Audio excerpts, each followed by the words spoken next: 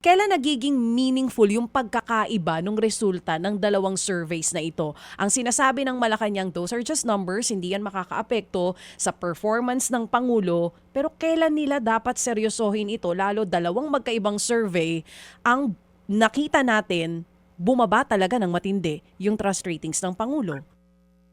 Well, the president can always dispel this surveys as something that is insignificant. But no, the surveys are necessarily guides for better governance and more decisive actions. No, so if the president really wants to salvage whatever political capital is left of him, I think they need to take it seriously.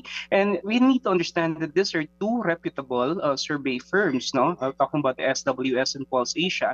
And kung makikita natin, talagang significant yung dip doon sa kanyang survey ranking. So basically, -3 and -14, no? Kung titignan natin yung disparity between the trust and the distrust, basically. So this is really big, and the president cannot just simply brush this aside as something that will not affect his performance, because really, this is a manifestation o sinasalamin nito yung kasalukuyang performance na meron siya, basically.